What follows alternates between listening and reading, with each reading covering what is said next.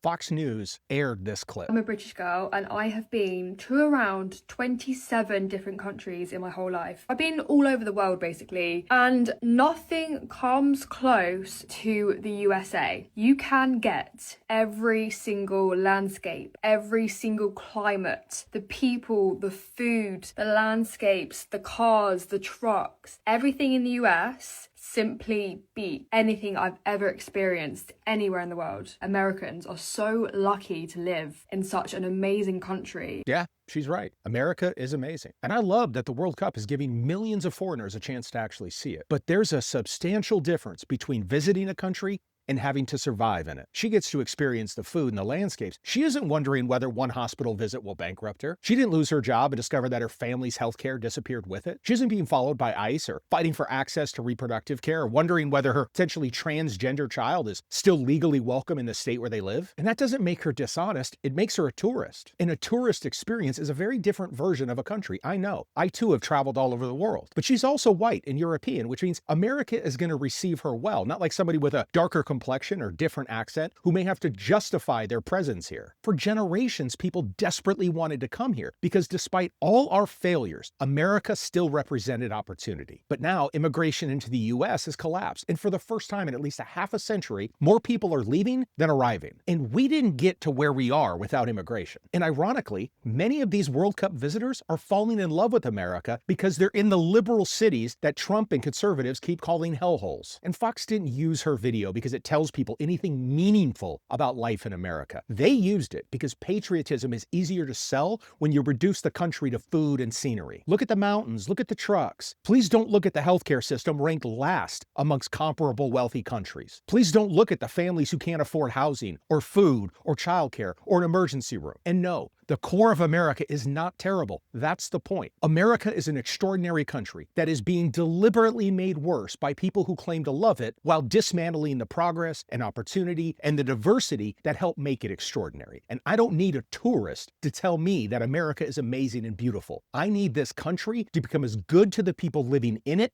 as it appears to those visiting it.